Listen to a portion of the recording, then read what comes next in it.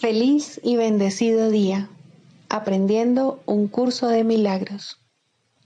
El secreto de la verdadera oración es olvidarte de las cosas que crees necesitar. Pedir algo específico es igual que ver el pecado primero y luego perdonarlo. Del mismo modo, al orar pasas por alto tus necesidades específicas, tal como las ves, y las dejas en manos de Dios. Ahí se convierten en los regalos que le haces, pues le dicen que no antepondrás otros dioses a Él, ni que quieres otro amor que el suyo. Este libro es un comienzo, no un final.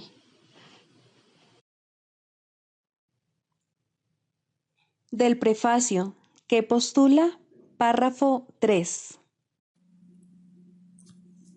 Del conocimiento y de la percepción surgen dos sistemas de pensamiento distintos que se oponen entre sí en todo.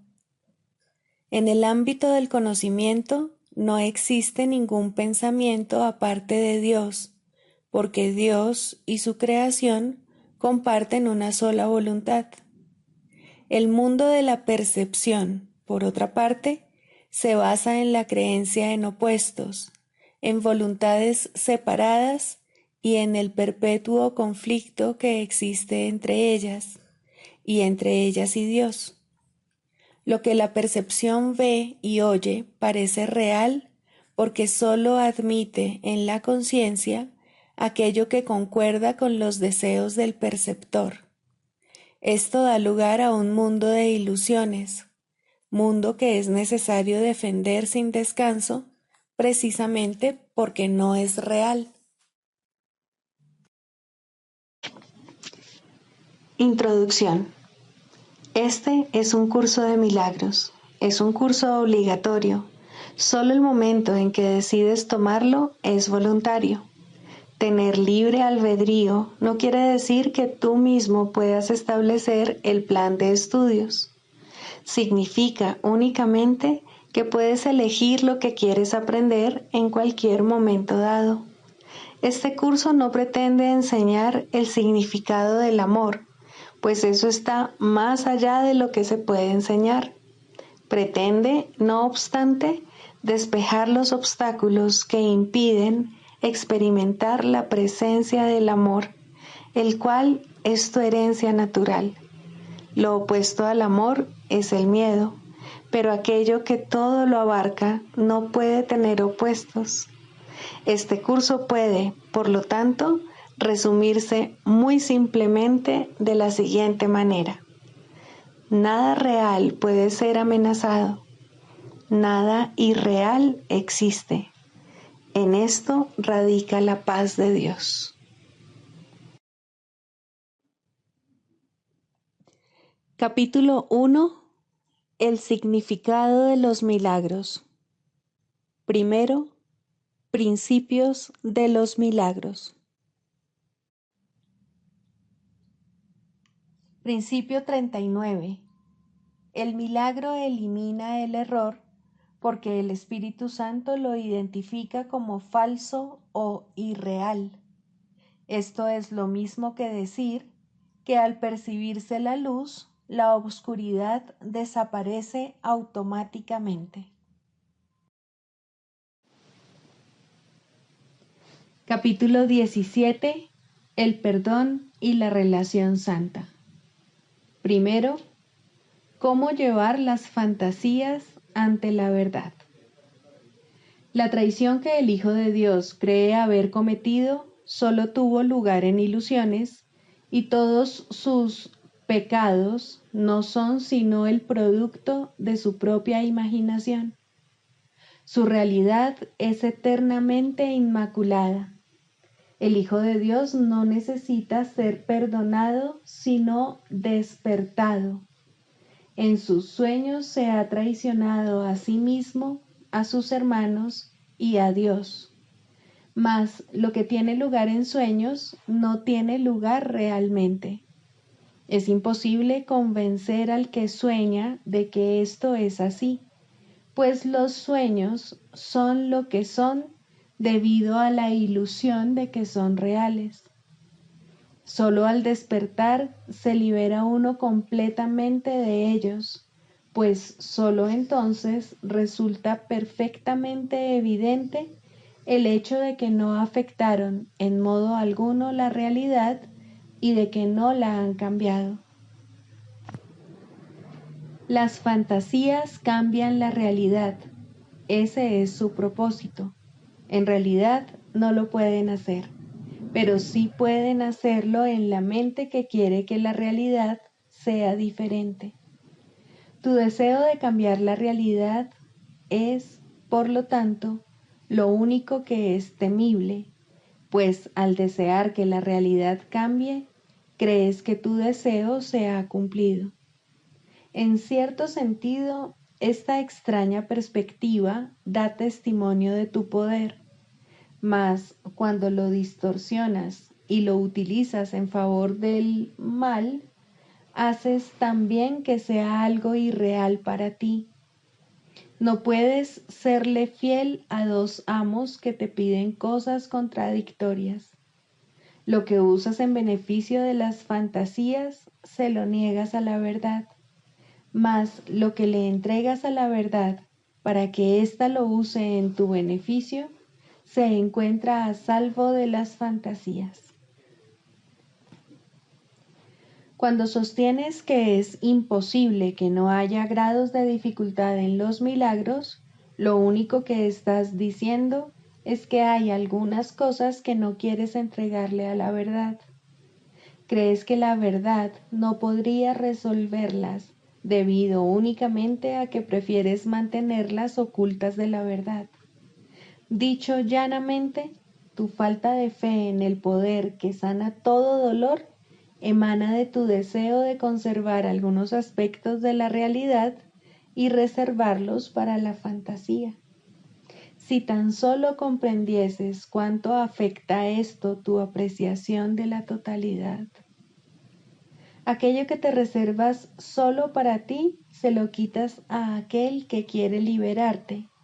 A menos que se lo devuelvas, tu perspectiva de la realidad permanecerá inevitablemente distorsionada y sin corregir. Mientras desees que esto siga siendo así, seguirás albergando la ilusión de que hay grados de dificultad en los milagros, pues habrás sembrado la idea de grados de realidad al darle una parte de ésta a un maestro y la otra al otro. De este modo, aprendes a tratar con una parte de la verdad de una manera y con la otra de otra. Fragmentar la verdad es destruirla, pues ello la desprovee de todo significado. El concepto de grados de realidad es un enfoque que denota falta de entendimiento, un marco de referencia para la realidad con el que realmente no se la puede comparar en absoluto. ¿Crees acaso que puedes llevar la verdad ante las fantasías y aprender lo que significa la verdad desde la perspectiva de lo ilusorio? La verdad no tiene significado dentro de lo ilusorio. El marco de referencia para entender su significado tiene que ser ella misma. Cuando tratas de llevar la verdad ante las ilusiones, estás tratando de hacer que las ilusiones sean reales y de conservarlas justificando tu creencia en ellas. Llevar las fantasías ante la verdad, no obstante, es permitir que la verdad demuestre que las ilusiones son irreales, lo cual te permite entonces liberarte de ellas. No mantengas ni una sola idea excluida de la verdad, pues si lo haces, estarás estableciendo diferentes grados de realidad que no podrán sino aprisionarte. No hay grados de realidad, porque en ella todo es verdad. Procura estar dispuesto, pues, a entregarle todo lo que has ocultado de la verdad a aquel que la conoce y en quien todo se lleva ante ella. Lograremos salvarnos de la separación completamente o no lo lograremos en absoluto. No te preocupes por nada, excepto por estar dispuesto a que se logre. Él será quien lo logre, no tú. Pero no te olvides de lo siguiente: cuando te alteras y pierdes la paz, porque otro está tratando de resolver sus problemas valiéndose de fantasías, estás negándote a perdonarte a ti mismo por haber hecho exactamente lo mismo, y estás manteniéndoos a ti y al otro alejados de la verdad y de la salvación. Al perdonarlo, restituyes a la verdad lo que ambos habíais negado, y verás el perdón allí donde lo hayas otorgado.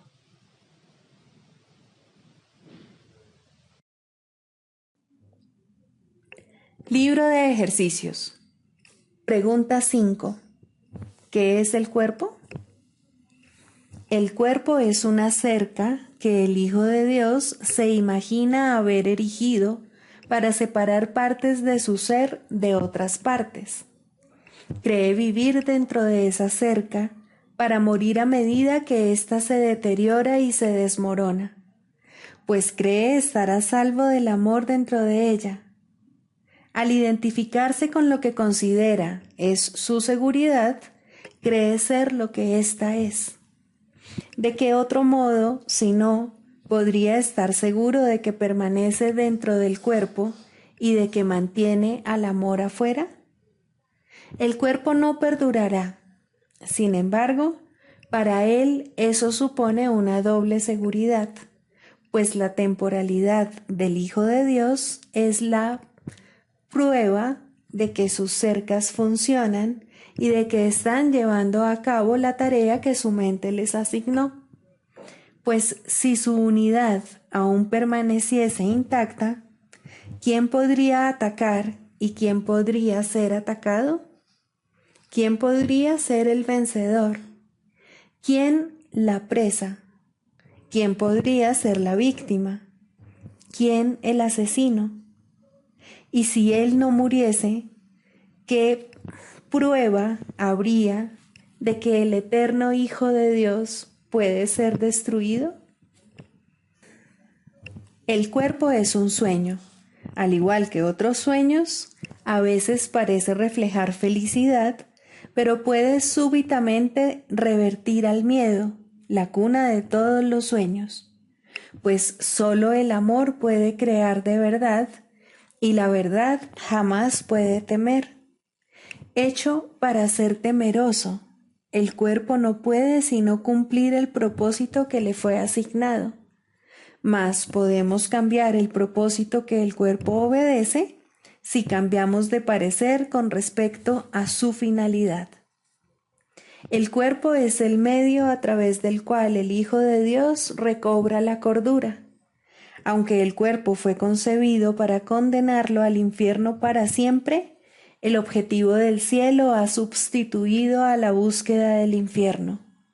El Hijo de Dios busca la mano de su hermano para ayudarlo a marchar por la misma senda que él.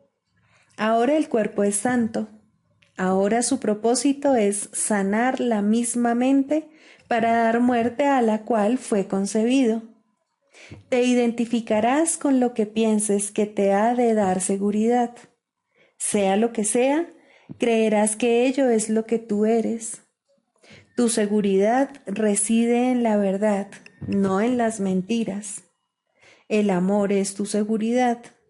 El miedo no existe.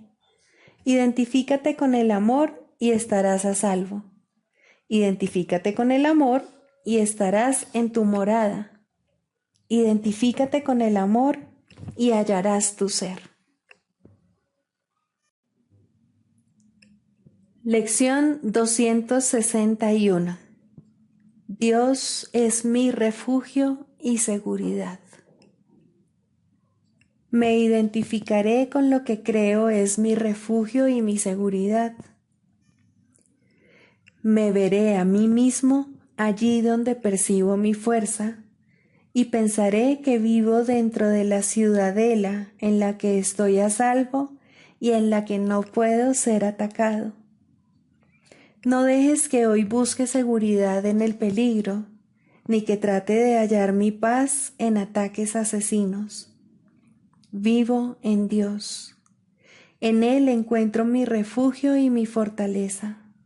En Él radica mi identidad. En Él reside la paz eterna, y solo allí recordaré quién soy realmente.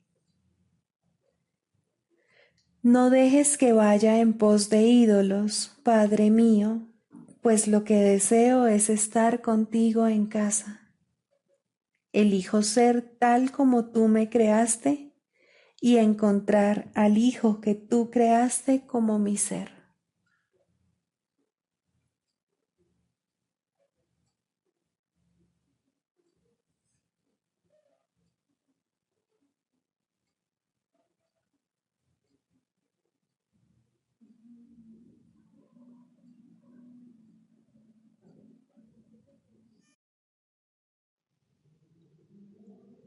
Del Manual para el Maestro, pregunta 4. ¿Cuáles son las características de los maestros de Dios? 8. Paciencia.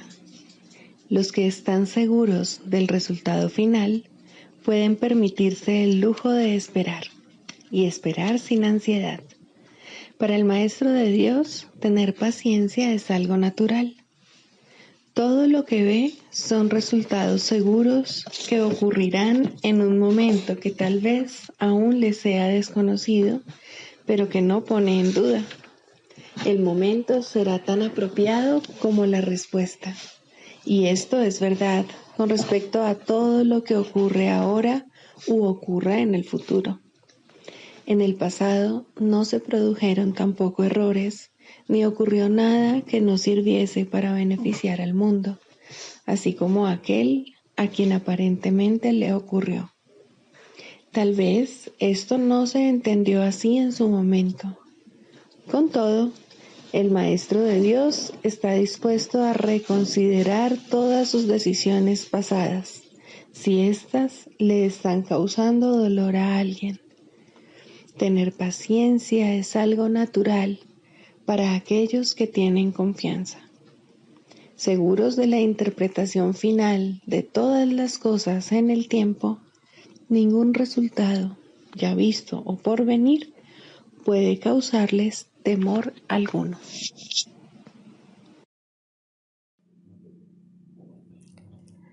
Manual para el Maestro. Pregunta 18. ¿Cómo se lleva a cabo la corrección?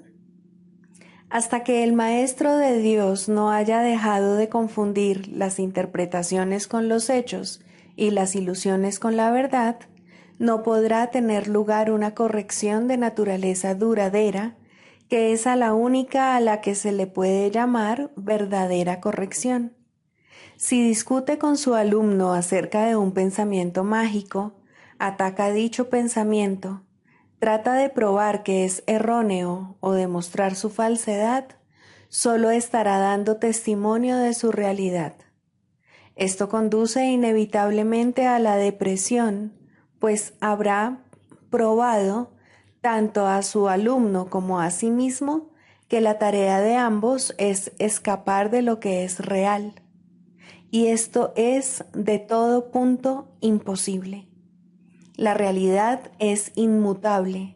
Los pensamientos mágicos no son sino ilusiones, pues, de no ser así, la salvación no sería más que el mismo sueño irrealizable de siempre, solo que con una nueva fachada. El sueño de la salvación, en cambio, tiene un nuevo contenido, y la diferencia entre ambos no estriba solo en la forma. La lección más importante que los maestros de Dios deben aprender es cómo reaccionar sin ira ante los pensamientos mágicos. Solo de esta manera pueden proclamar la verdad acerca de sí mismos, El Espíritu Santo puede entonces hablar a través de ellos acerca de la realidad del Hijo de Dios y recordarle al mundo lo que es la impecabilidad, la única condición inalterada e inalterable de todo cuanto Dios creó. El Espíritu Santo puede ahora proclamar la palabra de Dios a oídos atentos y llevar la visión de Cristo a ojos que ven. Ahora Él es libre de enseñarles a todas las mentes lo que ellas en realidad son, para que gustosamente les sean devueltas a Él. Y ahora, en su visión y en la palabra de Dios, se perdona y se pasa por alto completamente la culpabilidad. La ira no hace más que proferir a gritos, la culpabilidad es real. La realidad queda obliterada cuando esta creencia de mente reemplaza a la palabra de Dios. Ahora son los ojos del cuerpo los que ven y sus oídos los únicos que pueden oír. El limitado espacio que ocupa y su exiguo aliento se convierten en el criterio con el que medir la realidad, y la verdad se vuelve diminuta e insignificante. La corrección tiene una sola respuesta para todo esto y para todo el mundo que se basa en ello. Confundes tus interpretaciones con la verdad y te equivocas. Mas un error no es un pecado, ni tus errores han derrocado a la realidad de su trono. Dios reina para siempre, y solo sus leyes imperan sobre ti y sobre el mundo. Su amor sigue siendo lo único que existe. El miedo es una ilusión, pues tú eres como Dios. Para que el Maestro de Dios pueda curar, es esencial, pues, que permita que sus propios errores le sean corregidos. Si siente la más leve irritación al responder a otro, que se dé cuenta de inmediato de que ha hecho una interpretación falsa. Que se dirija entonces a su eterno guía interno y deje que sea él quien juzgue cuál debe ser su respuesta. De este modo, el Maestro de Dios se cura y en su curación su alumno se cura con él. La única responsabilidad del Maestro de Dios es aceptar la expiación para sí mismo. La expiación es sencillamente la corrección o anulación de los errores. Cuando se haya alcanzado, el Maestro de Dios se habrá convertido, por definición, en un obrador de milagros. Sus pecados le habrán sido perdonados y él ya no se condenará a sí mismo. ¿Cómo podría entonces condenar a otros?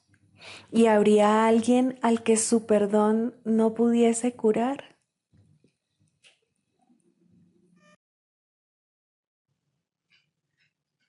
Clarificación de términos.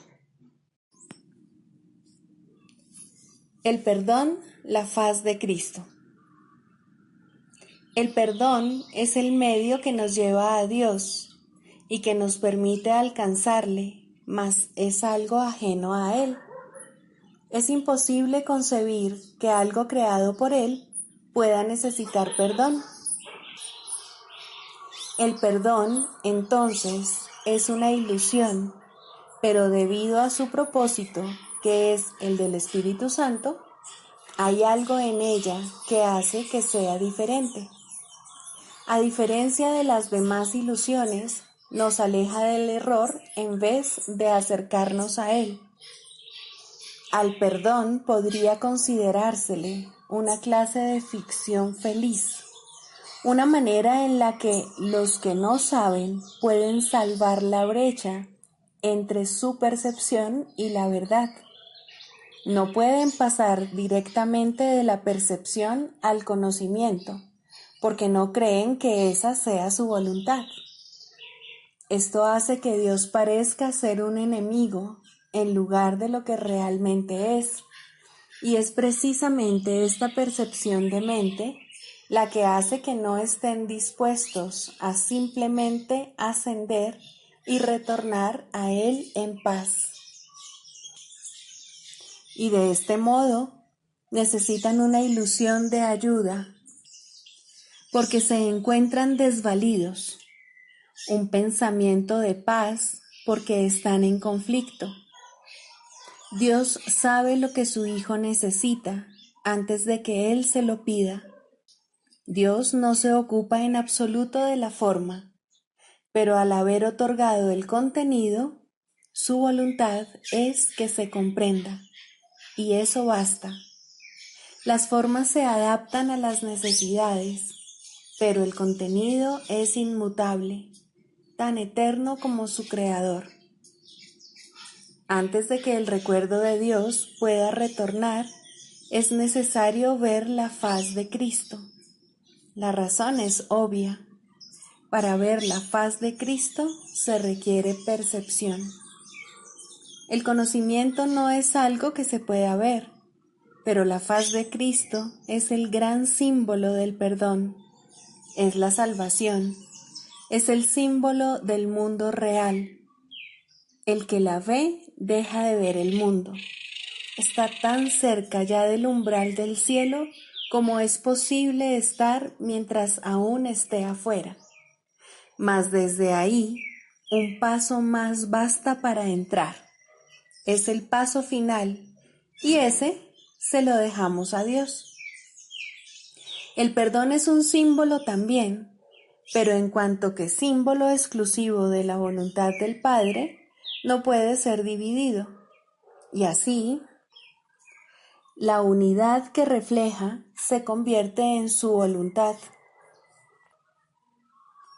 Eso es lo único que aún está en el mundo en parte y que, al mismo tiempo, es el puente que conduce al cielo.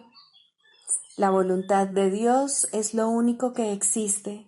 Lo único que podemos hacer es pasar de la nada al todo, del infierno al cielo. ¿Es esto una jornada? No, en verdad no lo es, pues la verdad no va a ninguna parte. Pero las ilusiones cambian según el lugar o la época. El paso final no es más que otro cambio. Por ser una percepción, es en parte irreal. Sin embargo, esa parte desaparecerá. Lo que entonces quedará será la paz eterna y la voluntad de Dios. Ahora ya no hay deseos, pues los deseos cambian. Incluso lo que una vez se deseó puede volverse indeseable. Esto es así porque el ego jamás puede estar en paz. Pero la voluntad es constante por ser el don de Dios, y lo que Él da es siempre como Él mismo. Este es el propósito de la faz de Cristo. Es el regalo de Dios para la salvación de su Hijo. Contempla únicamente esto y habrás sido perdonado. Cuán hermoso se vuelve el mundo en ese instante en el que ves la verdad acerca de ti mismo reflejada en Él. Ahora estás libre de pecado y contemplas tu impecabilidad. Ahora eres santo y así lo percibes. Y ahora la mente retorna a su Creador, la unión de Padre e Hijo, la unidad de unidades que se encuentra detrás de toda unión, aunque más allá de todas ellas. No se ve a Dios, sino que únicamente se le comprende. No se ataca a su Hijo, sino que se le reconoce.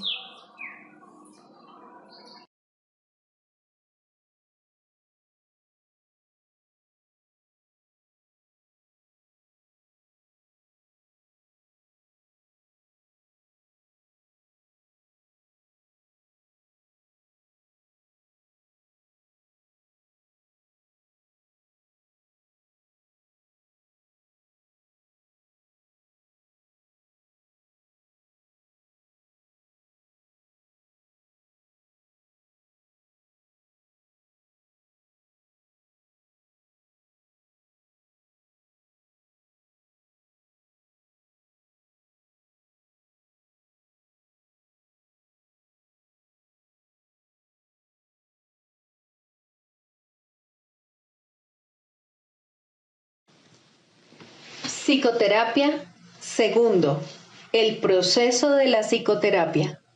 Introducción. La psicoterapia es un proceso que cambia la visión del yo.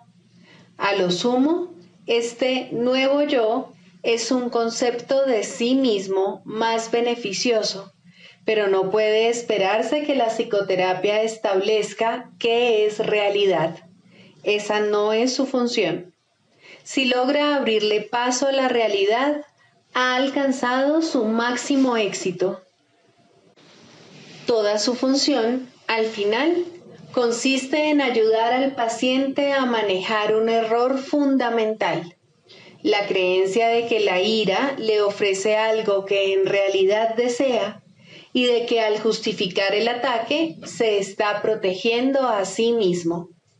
En la medida en que llegue a darse cuenta de que esto es un error, en esa misma medida se ha salvado realmente. Los pacientes no entran en una relación terapéutica con este objetivo en mente.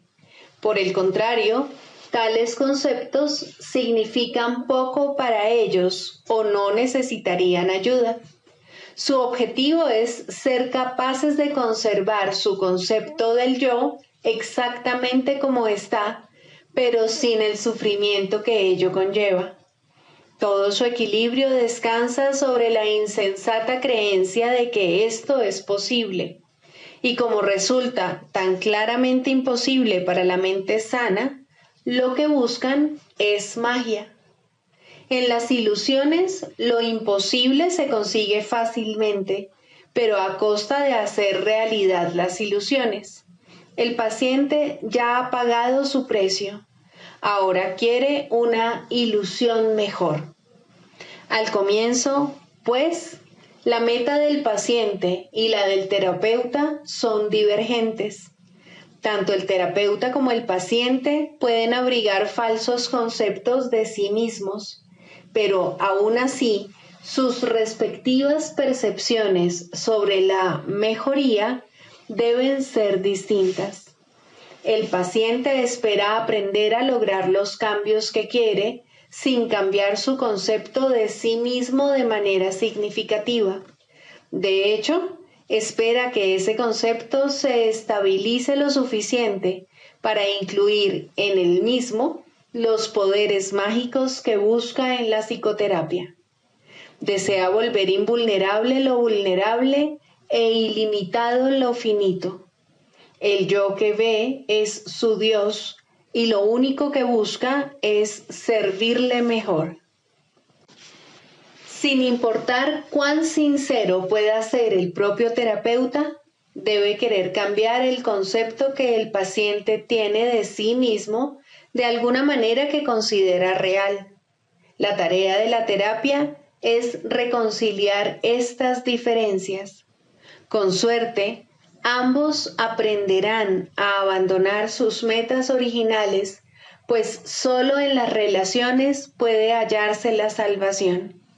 Al comienzo, es inevitable que tanto los pacientes como los terapeutas acepten metas irreales que no están completamente libres de matices mágicos. Finalmente, estas se abandonarán en las mentes de ambos. El canto de la oración. Tercero, orar por otros. Dijimos que siempre oras por ti mismo y así es. ¿Por qué entonces debes orar por otros? Y si debes hacerlo, ¿cómo lo debes hacer? Orar por otros, si se ha entendido correctamente, se convierte en el medio para eliminar la culpa que has proyectado sobre tu hermano y poder reconocer que no es él quien te está haciendo daño. Antes de que se te pueda salvar de la culpa, debes renunciar al pensamiento venenoso de que él es tu enemigo, tu malvada contraparte, tu némesis. El medio para alcanzar esto es la oración de un poder creciente y metas ascendentes hasta que finalmente llega a Dios. Las formas iniciales de la oración en los primeros peldaños de la escalera no están libres de envidia y malicia, claman venganza, no amor. Tampoco proceden de alguien que entiende que son peticiones de muerte hechas con miedo por quienes atesoran la culpa. Invocan a un Dios vengativo y es Él quien parece contestarles. Nadie puede pedir el infierno para otro y él mismo librarse de él. Solo aquellos que están en el infierno pueden pedir el infierno. Pero aquellos que han sido perdonados y han aceptado su perdón, jamás podrían orar de esa manera. En estos niveles, pues, la meta del aprendizaje no es otra cosa que reconocer que la respuesta a cualquier oración será idéntica a la forma en que la oración se hizo. Eso es suficiente. A partir de ahí, el paso a los siguientes niveles será fácil. El próximo ascenso comienza con esto. Lo que he pedido para mi hermano no es lo que querría para mí. Por lo tanto, lo he convertido en mi enemigo. Es evidente que este paso no lo puede dar quien no ve la liberación de otros como algo ventajoso y de valor para sí mismo. Puede aplazarse por largo tiempo porque puede parecer peligroso en lugar de compasivo. Para los culpables, ciertamente, parece una ventaja tener enemigos y este imaginado beneficio debe desaparecer si es que se ha de liberar a los enemigos. La culpa se debe abandonar, no ocultar. Esto no se puede hacer sin cierto dolor y tener un atisbo de la naturaleza misericordiosa de este paso puede llevar por algún tiempo a un profundo retraimiento en el miedo, pues las defensas del temor son temibles en sí mismas y cuando se reconocen, traen el miedo con ellas. No obstante, ¿qué ventaja le ha reportado jamás a un prisionero la ilusión del escape? Su verdadero escape de la culpa radica únicamente en el reconocimiento de que la culpa ha desaparecido. Mas, ¿cómo puede reconocerse esto mientras la oculte en otro y no vea que es la suya propia? El miedo a escapar hace difícil dar la bienvenida a la libertad y convertir a un enemigo en carcelero parece ofrecer seguridad. ¿Cómo, entonces, se le puede librar sin que se apodere de ti un profundo miedo? Has hecho de él tu salvación y tu escape de la culpa. Tu inversión en esta forma de escape es enorme y el miedo de renunciar a ella es grande en verdad. Aquíétate por un instante ahora mismo y piensa en lo que has hecho. No olvides que fuiste tú quien lo hizo y quien puede, por lo tanto, dejarlo ir. Extiende la mano. Este enemigo ha venido a bendecirte. Acepta su bendición y siente tu corazón elevarse y tu miedo desaparecer. No te aferres al miedo ni a él. Él es un hijo de Dios al igual que tú. No es un carcelero, sino un mensajero de Cristo. Sé esto para él, para que él lo sea para ti.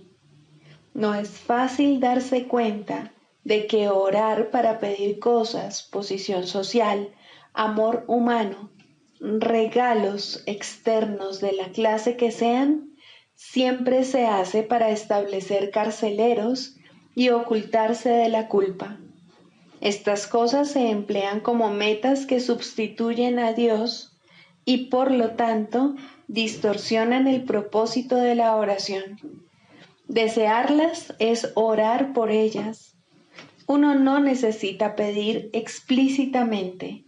La meta de alcanzar a Dios se pierde de vista cuando se va en pos de metas menores de la clase que sean, y la oración se convierte en una petición de enemigos.